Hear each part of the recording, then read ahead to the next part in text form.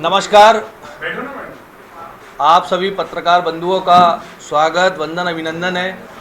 मैं मध्य प्रदेश NSUI का प्रदेश अध्यक्ष आशुतोष चौक से आज कुछ अहम विषयों को लेकर आपके बीच में उपस्थित हुआ हूं। आने वाली 15 तारीख को हम एक कार्यक्रम प्लान कर रहे हैं। किन विषयों को लेकर उनको प्लान किया है मैं उसको विस्तृत रूप से आपको बताना चाहता हूं। देश में लगभग पिछले 10 सालों से भारतीय जनता पार्टी की सरकार है। प्रदेश में लगभग 20 सालों से भारतीय जनता पार्टी की सरकार है। और ये जो भारतीय जनता पार्टी की केंद्र की और प्रदेश की सरकार है, ये सरकार देश के और प्रदेश के वो युवा जो देश की सेवा करना चाहते हैं, जो देश के नाम अपना जीवन समर्पित करना चाहते हैं, उनके विरोध में काम करने वाली सरकार है। उन युवाओं की विरोधी सरकार है। आप देखेंगे कि देश की सेवा करने में, देश के आम जनमानस की सेवा करने में डॉक्टरों का कहीं ना कहीं बहुत बड़ा रोल होता है। डॉक्टर को हमारे देश में भगवान का दर्जा दिया जाता है। वो डॉक्टर जिस परीक्षा को पास कर डॉक्टर बनने की पढ़ाई करने कॉलेजों में जाते हैं, वो नीट का एग्जाम है। और आप सभी जानते हैं कि पिछले एग्जाम में, नीट के एग्जाम में NTA जो कि संस्था है, भारतीय जनता पार्टी के द्वारा बनाई गई उस संस्था के द्वारा कितना बड़ा घोटाला हुआ वो आप सबके सामने है।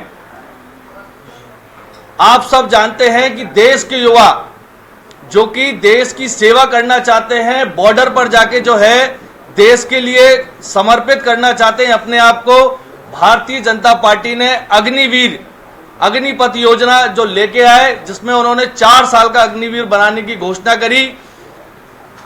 जो सालों साल तैयारी करते हैं युवा, जो युवा देश के ऊपर मर मिटना चाहते हैं, उन युवाओं से उनका वो गौरव छीनने का काम भारतीय जनता पार्टी कर रही है। और अग्निपथ जैसी योजना के माध्यम से इस देश के युवाओं को सेना भर्ती में जो जाना चाहते हैं उनके साथ कुठाराघात करने की कोशिश कर रही है।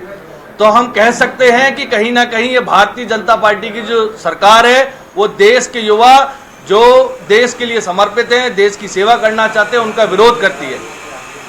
आप सभी जानते हैं कि मध्य प्रदेश में नर्सिंग का घोटाला आप सबके सामने आया है।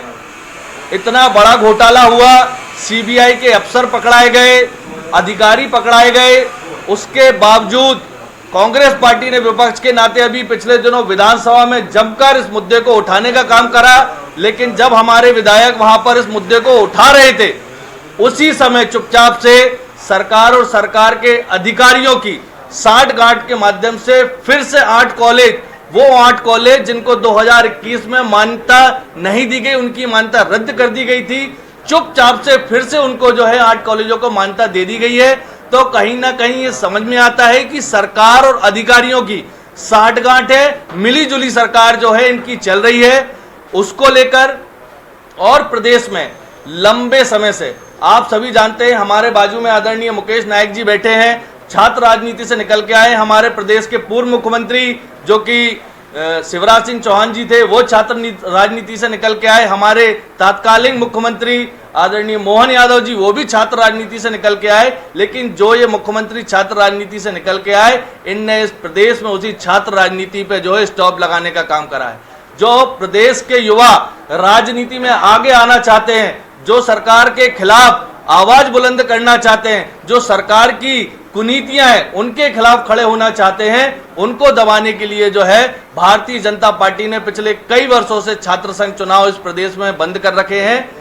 इन्हीं 4 विषयों को लेकर जो है आने वाली 15 तारीख को हमारे NSUI के राष्ट्रीय अध्यक्ष श्री वरुण चौधरी जी के नेतृत्व में, हमारे प्रदेश के शीर्ष नेतृत्व माननीय जीतू पटवारी जी, उमंग सिंगार जी, हेमंत कटारे जी और अन्य वरिष्ठ नेताओं के नेतृत्व में हम लोग CM हाउस को घेरने के लिए निकलेंगे 15 तारीख को। और उसमें हमारी स्पष्ट मांग होगी कि नीट का जो है, नीट की जो संस्था है NTA, उसको बैन किया जाए, नीट का एग्जाम फिर से कराया जाए, अग्निपथ जो योजना है उसको बंद करा जाए, नर्सिंग घोटाले में जो दोषी हैं उनको कड़ी से कड़ी सजा दिलाई जाए और मध्य प्रदेश में छात्र संघ चुनाव की फिर से बहाली कराई जाए।